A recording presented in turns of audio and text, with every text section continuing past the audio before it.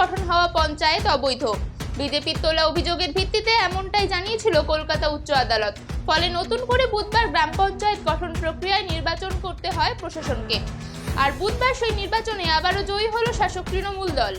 বিজেপির দাবি, আমাদের কিছু বেইমান আর ঘোড়া কেনাবেচার কারবারিদের কাছে হারতে হয়েছে আমাদের।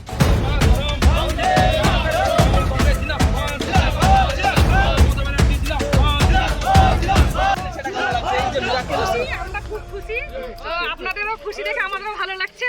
যেটা আমরা অবৈধ এতদিন শুনে এসেছি, সেটা বৈধতা পেলে করতে পেরে আমরা খুব খুশি।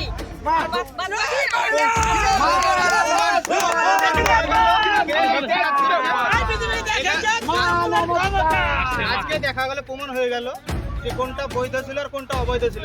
কিভাবে বিজেপির দুর্নীতি সেটা আজকে আরেকবার প্রমাণ হয়ে গেল। আমরা আজকে প্রমাণ করে দিলাম যে বিজেপি কিভাবে দুর্নীতি করে। আমাদের সঠিকভাবে যে প্রধান নির্বাচন ছিল সেটাও আবার বাম কংগ্রেসের কেমন সমর্থন পেয়েছে? আমরা সবার সমর্থন পেয়েছি। কত ভোটে মানে জয় হলেন আপনি? 16। তাহলে এবার কিভাবে কাজ করবেন? এতদিন তো অবৈধ ছিলেন, এখন বৈধ হলেন, মানুষের কাজ কতটা করবেন? অবৈধ যখন বলেছিল ওরা, তখন আমি সঙ্গে ছিলাম, এখনো সঙ্গে আছি। গ্রাম পঞ্চায়েত নির্বাচনের পর বিজেপির বৈশাখী সরকার যোগ দেয় তৃণমূলে। তাকে নিয়ে বাম কংগ্রেস এবং তৃণমূল গঠন করে সাগরপাড়া গ্রাম পঞ্চায়েতের প্রধান। কিন্তু সেই নির্বাচন প্রক্রিয়া অবৈধ ছিল বলে দাবি তুলে উচ্চ আদালতের দ্বারস্থ হয় বিজেপি। শেষ পর্যন্ত উচ্চ আদালতের নির্দেশেই নতুন করে পঞ্চায়েত গঠনের নির্দেশ দেওয়া হয়। এদিন ছিল সেই নির্বাচন। বিজেপি আশাবাদী থাকলেও শেষ পর্যন্ত 30 জন পঞ্চায়েত সদস্যের মধ্যে 14টা ভোট তাদের দখলে যায়।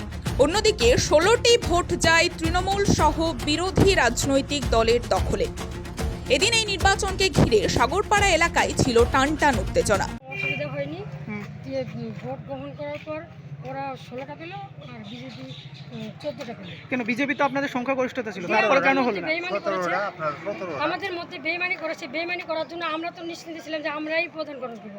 আমাদের মধ্যে বেইমানি করেছে, ভোট আমাদের দিতে চাইছে, গীতা শপথ গ্রহণ করেছে, কিন্তু আমাদের ভোট দেয়নি। হ্যাঁ, ওরকমই হয়েছে, ওরা টাকা পয়সা খেয়ে এরকম করলো। বেইমানিটা করলো, বেইমানিটা কারা কারা করলো? আমরা নাম বলতে পারলাম না।